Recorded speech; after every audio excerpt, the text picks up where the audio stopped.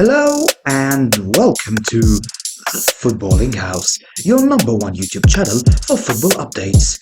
Before we start the video, don't forget to like, share, leave a comment and subscribe and hit the notification bell. And what are we waiting for? Let's go! At Stadio Diego Armando Maradona, both Napoli and Barca players took stage.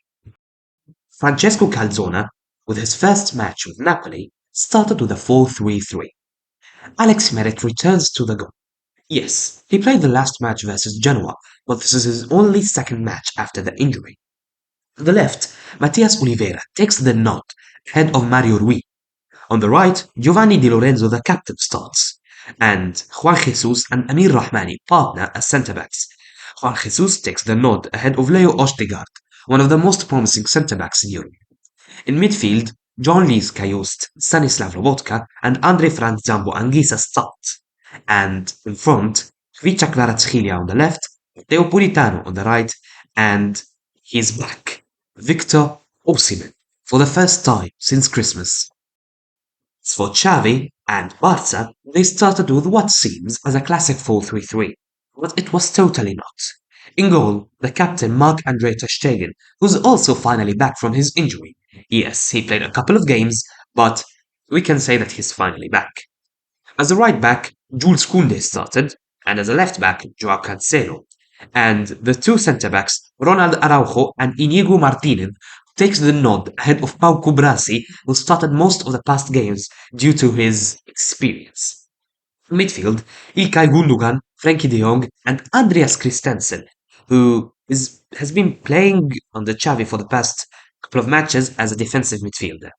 And three up front, Lamine Yamal as right back, Pedri as a left back, and Robert Lewandowski up front. In this formation, Christensen mostly drops as a third centre-back with Inigo Martinez and Araujo, while Joao Cancelo and Jules Koundé open the width. Pedri goes down to take Christensen's place, so it becomes Gundogan, Pedri and Frenkie de Jong in midfield. Lewandowski and Lamine Yamal stay up, with anyone of the midfield, either Gundogan or Pedri, taking the left wing while attacking. Napoli started the game very shaky, and from a goal kick, Ilkay Gundogan pressed Stanislav Lobotka very high in his own box. Gundogan intercepted the ball and tried to turn. The ball was intercepted, but it went back to Lamine Yamal, passed it to Koundé, who crossed it, but Giovanni Di Lorenzo was there to cover, and Barcelona had the first corner kick in the 4th minute. Ilkay Gundogan again was in the heart of Barcelona's midfield. He intercepted the ball and passed to Lamine Yamal, who went an amazing run through the Napoli defenders. He took a shot, but luckily for Napoli, Alex Meret was there, and he was equal to it. Barcelona went close again in minute 22, when Joao Cancelo and Pedri played a clever 1-2.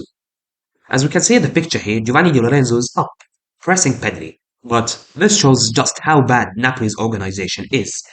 Andre Franz Zambo Anguissa is not covering Giovanni Di Lorenzo's back, and Joao Cancelo had a huge space and freedom to pick out whoever he wanted with a cross.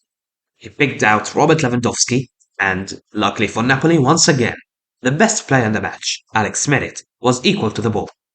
And in the same attack, Barcelona recycled the ball, and Ilkay Gundogan unleashes a ferocious strike from the edge of the box, but Alex Meret was equal to it for the third time. Man of the match for Napoli put it out for a corner. In minute 46, the first minute of the second half, Napoli have finally woken up, but just a little bit. Politano's header is wide. Napoli's disorganization continues, and for the second time, the same play for Barca happens. Frenkie de Jong plays the ball into Lamine Yamal's path in the space behind Matias Oliveira, with no midfielder covering. Lamine Yamal goes on the run, and he pulls out the Napoli defenders. He picks out Ilkay Gundogan, and he scuffs the shot, and Alex Meret comfortably collects. And now it's the time to talk about Barcelona's goal, or most importantly, Napoli's disaster class. If you look at the attack from the beginning, Ilkay Gundogan and Lamine Yamal both turn the defenders on the right-hand side, with no midfielders covering. Now Inigo Martinez finds Pedri with the ball. As we can see here, Anguissa, Cayost, and Lobotka are all behind Pedri. The midfielders do not at all help the defenders.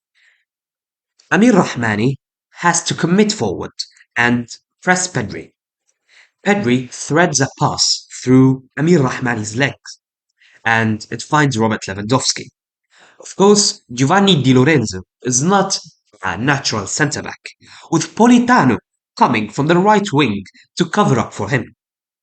Robert Lewandowski takes a touch, settles himself, and picks out the bottom corner. Alex Merritt cannot be asked about this, but Francesco Calzona has blood on his hands with this disorganization. Barcelona recycle the ball once again and go attacking. Pedri unleashes another stunning strike with his weaker left foot. But Alex Merritt, again, man of the match for Napoli, can handle the situation and although he could have towed the ball, but anyways, he parried it away from danger. And now we'll talk about Napoli's goal and how nobody has given credit to Matias Oliveira, though he played a very huge part in this goal.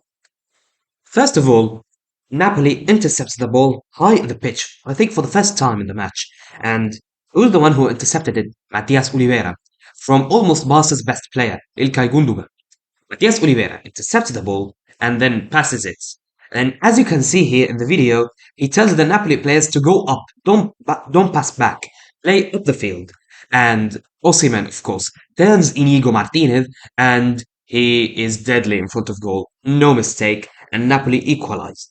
And if we have to talk about if that was a foul or not on Inigo Martinez, from my point of view, I think there was a push from Osimhen, but it's too soft to be considered as a foul. And the final chance of the match came in the 95th minute, and Ilkay Gundogan had a glorious chance to put Barca up going into the second leg, but it was very unfortunate. The ball went only inches away from goal. And that's that. All to play for in the second leg. This was the Footballing House. Goodbye and see you soon.